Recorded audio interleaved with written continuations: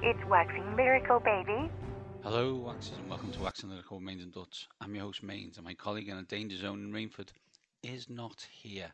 However, he has had the privilege of speaking to our friend and yours, Denny Carter, during the last week and has done a brilliant interview. I unfortunately was not able to attend due to work commitments, but now I'm going to put Neil on. He's going to speak to Denny, and that will be the show for this week. Enjoy. We will be back soon together talking NFL draft, talking all other things. I think our next show we may have the brilliant Matt Harmon. Don't hold me to that, but I think it's coming. So until then, I will see you on the other side. Enjoy the conversation between Neil and Denny.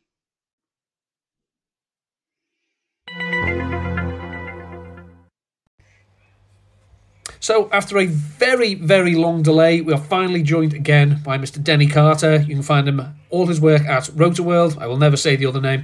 And on Twitter at CDCarter13. Denny, welcome back. Thanks, Neil. Listen, I will say NBC Sports Edge, but you know what? That's my personal belief system and also what my employers want me to say. So, you know. I fear the second is probably more important than the first of those two reasons. Well, it kind of goes back and forth, you know. Some days it's Rotorworld, some days it's NBC Sports Edge. It's hard to say. So I was just checking through my, Skype history because that's what I do. That's my hobby nowadays. And we last spoke to you in April 2021. Really? That is the long. It's a long time, and if memory serves, you weren't with Rotorworld / NBC Sports Edge then. So clearly, the big time you were avoiding us. Yeah, right. I did big time, you guys. You said, please come on. I said, I will come on for a fee, and that fee was $420. Yes. No, I'm kidding. I'm kidding, everyone. I'm kidding. I actually would like to take a moment to apologize to Neil for not coming on his show last year. I don't know how that happened, man. How did we not do it last year? It's one of those. I do. I ask people if they'd like to give up their valuable time to speak to two idiots like me and Mainsy, and they say yes, and they say check back with me, and then I forget, and then I can sit on simmering resentment until I go through the DMs and realise, oh, I was supposed to chase this up. This is a me problem. Hey, listen. As long as your resentments are slightly less simmering today, that's all I care. Yes, I'm fine today. Yes. So as we say, my illustrious co-host isn't here because he's offended by your inference that there is a worse putter in the world than him. So he wants to know, is this deliberate trolling on your part, or is Luke List really that bad? Mainsy, listen to me, and you really need to focus on the analytics here. Luke List is abominable on the greens. I'm not just talking like oh man, like he's pretty bad. I'm talking about like people who have never watched golf and who don't really know how the game is played, or have no affiliation with it. They can watch Luke List on the green and say, my God, that guy is horrendous at putting. He regularly three putts from like 15 feet. He regularly misses 3-footers. He from long distance, from 50, 60 feet, where most pros can lag it up to 3 feet, 4 feet. He'll run it by 10 feet. That's like a normal thing for Luke List. And the tragedy of it is that Luke List is one of the best ball strikers on tour. I'm talking about like in elite territory per the analytics. So it's heartbreaking to me that the guy can't putt even a little bit. Another question that Mainsy did ask, because again he could have come on and asked you these questions himself, but he's lazy or something. I don't know. I didn't ask. I wasn't interested. You live somewhat close geographically to the team that's tortured his life for the best part of 30 years, the Washington football team. Yeah. There is positive rumblings that maybe the reign of terror of Dan Snyder is coming to an end. Is that a justifiably optimistic situation, or is this just all one big no, screw you, Mains, and all other fans, we're going to keep this show running? I don't see a scenario in which Dan Snyder, I didn't know if I want to call him Danny or Daniel, Dan Snyder keeps the team. I don't know if the sale will happen next week or in 3 months or next year, but it's clear that there are like multiple paths to him finally getting rid of it. And I don't think it has anything to do with giving into fans' desire for him to let go of the, you know, formerly beloved franchise. I think it has to do with legal issues and money issues. You can honestly, I'm not just trying to plug the site, but we have a lot of really good, informative news items, otherwise known as blurbs, on NBC Sports Edge. If you'd like to check that out, regarding Dan Snyder and the team ownership situation. But yeah, I think it's happening. I think Mainsy and other Washington fans can have hope now. As someone who lives, I mean, look, I live about 40 minutes from the stadium, which is in Prince George's County, Maryland. Don't let anyone tell you it's in D.C. It's nowhere close to D.C. And as someone, so I know, you know, everybody in this part of Maryland loves, or used to love, the Commanders, but they will not call them the Commanders. And this is the greatest sin that Dan Snyder committed during his reign of terror, as he said, Neil, is caving in to the mob who wanted the name changed and saying and calling them first the football team and then the Commanders. So for many boomers in this area, his legacy will be giving up and naming them the Commanders, which is really tragic because he's done a lot of horrible things. It's one of those. It's, you know, when someone has done that many bad things that someone can categorically say this is the worst thing you've ever done. That sort of besmirches the whole legacy of, you know, ineptitude, mediocrity, and downright, you know, sickeningness. Yeah. It's tragic in a way. The Dan Snyder thing is tragic because, you know, he went to games with his father. He got rich. He bought the team because of the connection that he had with his father through bonding over the team in their heyday, in the glory years of the you know, late 70s throughout the 80s and then the early 90s. And it's tragic because he's done nothing but drive the franchise into the ground, as you know. And it's not from a lack of trying. Like, you know, like the Bengals ownership for a long time intentionally was bad. Like, they wouldn't spend money. They would go, you know, they would win 6 to 8 games every year just to keep the fan base somewhat engaged. But Dan Snyder really wanted to win, and he made a lot of really aggressive signings, and it was all for naught, and it all collapsed every year. He went about it the wrong way, and so if you can ignore, and you shouldn't ignore the terrible things that he's said and done over the years, but beyond that, just in a vacuum, it's a pretty big tragedy that what he's done to his favorite team. This is why, you know, it's. There's things you can love and, you know, you'd always want to be involved in, and then you get, you know, as happens to all of us, you get stupidly rich and can afford to buy them. You probably shouldn't. Yeah. No, that's a good. I think you know, all the billionaires listening to this podcast right now, you know, please listen to me. Don't buy your favorite soccer team. Okay, don't buy your favorite American football team. Just let it be. Stay home. Watch it with your family. Watch it with your kids. Enjoy it that way. You don't have to own it. I remember it was Noel Gallagher got asked, this was about 20 years ago, this is the extent of my music knowledge, Noel Gallagher asked if he was planning on any time on buying Manchester City, and he said, look, I don't know where people get the idea that I've got that kind of money.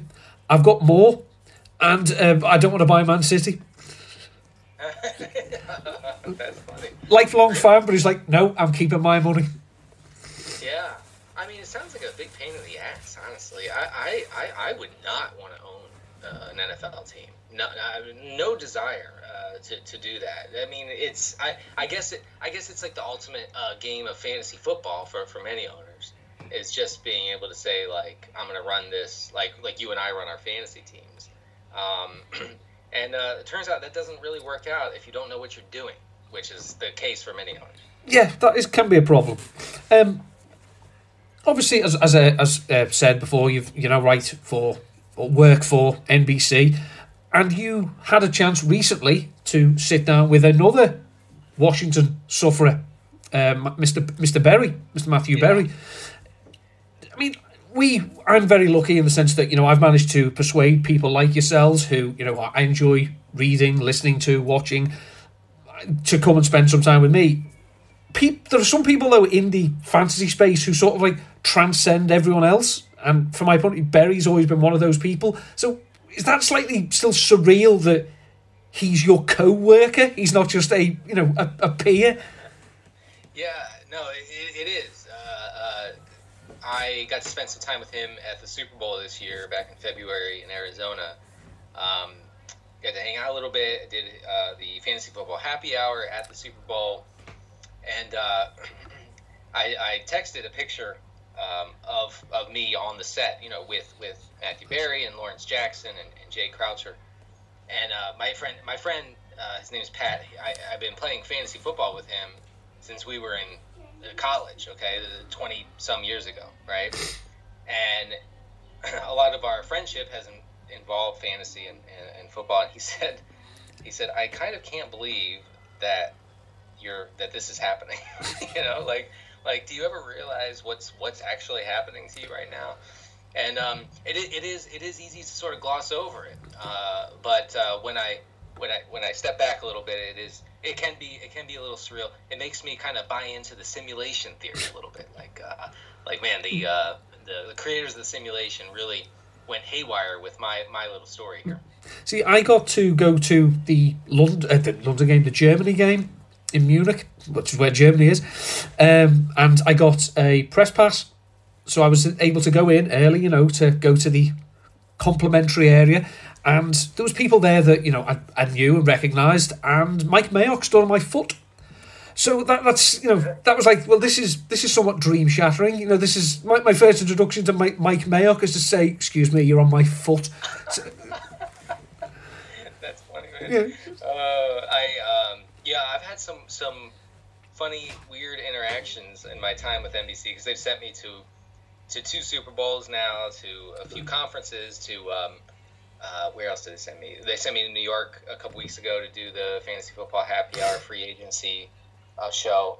And so stuff like this happens, like helping Jerome Bettis work an elevator, something I've done. Sitting next to Mike Evans at a bar is also something I've done. Amazingly, Mike Evans stays on his phone, by the way. He literally doesn't look up from his phone for anything. Sorry, that was my dryer going off. So yeah, I mean, very, very surreal, strange things. Saying hi to Barry Sanders outside the elevator. A lot of elevator type stories. That's what I'm telling you. This is where the phrase elevator pitch obviously comes from. That's right. Standing. Yeah, I mean, Rotopat and I were actually in an elevator with like 5 Chiefs players, and at the Super Bowl in LA, and I can report directly with firsthand knowledge that those men are large. That's what I'll say about that. Yeah, that's. I mean, they all look big because they've all got pads on and they're all very, very large. But take the pads off; these are large human beings. They're big. No, then they were not wearing pads. I can also report that. I did. I forget who it was I was talking. I think it might have been Darnell Washington. I described as the Georgia draft prospect. I said he's either a very large man or a very small building. Just seeing him. So, speaking about, you mentioned before about blurbs, which obviously it's a prerequisite, I think, for your line of work, you and your co-workers, and just to show how much they appreciate the hard work that goes into the creation of a good blurb. Like, from my experience, a blurb should be, stats, opinion, analysis. That's it. You break it down into 3. Right. So it'll be the news part is the top part, and that should be as brief as possible. Falcons acquired so and so from the Titans. And then you get into the analysis of it in the bottom portion. Yeah. So just to say that how appreciative the NFL is of the time it takes to write these, craft them, get them up. That instead of allowing separate cut down days, they're just going straight from 90 to 53. I know, and so if listeners are not sure what that means that on one given day, we're going to have hundreds and hundreds of player transactions, and that means that everyone working for Roto World is going to go insane simultaneously. So please keep us in your thoughts and or prayers. Maybe light a candle for us that day, and maybe send us a snack in the mail, something like that. Maybe some flowers would be nice once in a while. Some stuff like that. I think this is one of those times, though, that you should probably be thankful for cheap teams, because while you can keep these 90 until the last possible minute, there are going to be teams that are thinking, so you mean we don't have to pay this fella's hotel or food bills for six more days? No, he's gone now. So the Bengals, the Chargers, these people, they'll try and make your life a little bit easier while screwing over the dreams of these hopefuls while they kick their ambitions to the curb. And you have to respect that. I mean, it is quite the day when cut down day comes. We are basically all in the foxhole together, trying desperately to survive. That's what cut down day is. Not to be dramatic. No, of course not. No. There's one little area that I just wanted to just talk to you about just briefly and get your opinion on. I mean, obviously, we're at a stage where there's an awful lot to talk about to be hopeful about teams. We've got teams trading up to take franchise-altering quarterbacks or things like that. But there are a few teams that maybe hopes aren't as high for, but we don't seem to be talking about it because everyone's talking about the good things. So I'm just thinking that, are there any teams that stand out for you that have a good chance to be legitimately god-awful in 2023? Titans. Titans. I think, depending on what they do in the draft, apparently the Titans' chances of taking a quarterback in the first round have increased in betting markets. So I think we've all heard the rumors about maybe trading Derrick Henry, and I think that the Titans would do well to rebuild. I mean, the team as it is can't win a Super Bowl. That's obvious. And so I don't know. I mean, what's the point? What's the point of having a team that's going to maybe sneak into the playoffs and then get their faces, bashed in by a superior team like that? I don't get that. I know a lot of teams take that formula and they run it with it and they're fine. They're fine with it. But yeah, Titans are going to be really bad. Falcons are going to be probably atrocious. Although I thought that last year, and they ended up with 6-7 wins, which is incredible, honestly. Maybe the Falcons were maybe the worst 7-win team in history last year. So yeah, I mean, those do any jump out to you, Neil? The Raiders. The continual, as Evan Silver calls it, the cocoon hires that they just continually make of, well, we don't like Derek Carr. Oh, but Jimmy Garoppolo used to play for me, so we'll get him, and Philip Dorsett and people like that. And some of us are old enough to remember that Josh McDaniels was horrible in Denver, and just managed to it's the Adam Gase was a genius when he had Peyton Manning. Josh McDaniels was a wonderful offensive coordinator when he had Tom Brady. Right. So I just think that the Raiders are just one of those teams that obviously they got to the playoffs the year before last. Then last year they were adept at throwing massive leads, and I just think that there's not really a pattern I can see where this goes from being to okay, I see the progression. No, I'm with you. So hey, if I set Jimmy Garoppolo's games started at 6.5, would you take under or over? I would take the under. I would take under too. Yeah, he's one of those people that, as you know, the analytics, we love the fact that he always has these massive yards per attempt numbers and whatnot, but he also leads the league, quote me if I'm wrong, leads the league in passes that look like getting his receivers absolutely destroyed.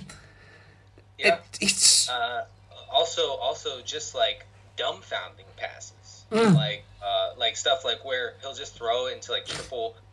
Not triple coverage because there's no receivers, just 3 defenders. So you can't even call it coverage because there's nobody there for his team. I don't. The fact we talked about it on the Roto World Football Show quite a bit. But the fact that Jimmy Garoppolo is an analytics wonder boy is really troubling for the movement.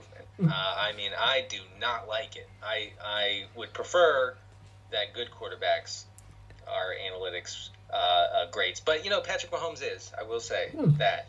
But the fact that Tannehill and Garoppolo makes me wonder about all those analytics and what they mean. See, a friend of mine, one of his bugbears, or to use his phrase, it really boils my piss statistics, is when you see, like pass plays that are 60 yards, and it's like, no, it was a 2-yard pass and 58. He hates Yak, basically. And Yak always seems to be, it propels these types of quarterback in that, look, how much yardage I was responsible for. Were you? It's... You're... I know. And there's no way to tell people that when you look at EPA or some like broad statistic. Like, it's hard to be like, well, but we have to remember that Deebo Samuel's amazing. Yeah.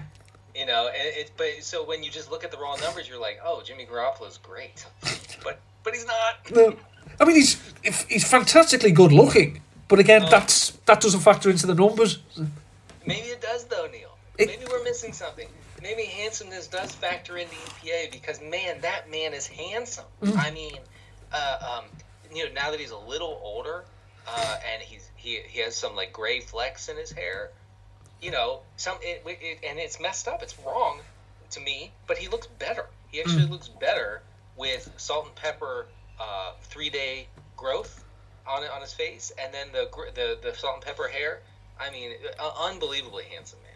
I had last week. I had like 6 weeks hair and 10 days beard, and it wasn't flecked. It was riddled with gray. So all of it had to go. It was. Wait, you had like a David Letterman beard? Yes, it was. I mean, it didn't get that big, but it was quite. It got to the length where it keeps catching on things on my neck. It's like, no, this.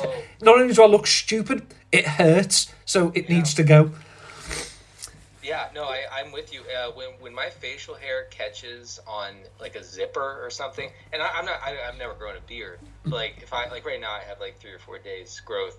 If I like lean over and it catches on, I'm never in more pain and never more mad at the universe than when that happens, because that hurts like an MF, as the kids would say. I've broke bones that didn't hurt as much as that split second of chin against zipper. Oh, man. The last thing I want to talk to you about, Denny, obviously very grateful for your time, and Mainsy has missed out, is I was told by a higher power that from yesterday my verification status would be removed from me. Yeah. Whereas now it appears it was all a big joke all along, and the tick remains. We talked about rich people buying things that they probably shouldn't have done. Has there been a bigger cell phone than Elon buying Twitter? Listen, as I said in my book, 69 Ways to Own the Libs, to own the libs, one must first own oneself. And listen, you spend $50 billion on a website. That is a self-own, and I know that phrase can sound like cell phone, like the. So I just want to be clear, self-own. Yeah, I think that takes the cake. That is at least the most expensive self-own, maybe in the history of humankind. And I don't know if it can be topped. Yeah. So the stripping of the verification check marks, which I will never have, is. I will stand with the unwashed, disgusting, vile masses. I will stand, and I want to just tell the masses: if you ever make eye contact with me in public, I will have you arrested. But I stand with you, okay? I stand with you. I'm one of you. Do not look at me in the eye, though. But yeah, it turns out that it was a manual process, Neil. Like Twitter has to go in a spreadsheet and manually be like, check gone, check gone, check gone. So they didn't do it to you, and, no. I just want to say congratulations. No, I was on a mock draft pod for Player Profiler last week, and I was bemoaning the impending loss of my status because it ticked round to April the 1st my time while we're doing it, because these people think, you know, that we all live in the real time, but I was like, no, I'm from the future. So when you say, oh, this pod could go till midnight, I'm like, it did an hour ago. And I was bemoaning the loss of tick, but it was there when I went to bed, it was there when I woke up, it's still there now, so it's going to stay. So see, what happened was, instead of you losing your check mark if you didn't pay up, now everyone has one. Yes. Except for me, because I will stand arm in arm with just the unwashed, dirty, really unworthy masses that I'm proud to stand with. But a long way away from. I mean, when I say stand with, I mean like nowhere close, but, you know, theoretically stand with. And please, again, do not get close to me. Don't talk to my family. You know, I'm disgusted by all of you, but we are one, and I just want to be there for you guys. Well, in solidarity there, Denny, I shall let you go back to the great unwashed, as it were. So Denny Carter at CD Carter 13, NBC Sports Edge, and still, hopefully, in the weeks to come, the Living the Stream podcast. Denny, thank you for your company as always, and let's not make it 2 years till the next time we speak. That's right. Thanks, Neil.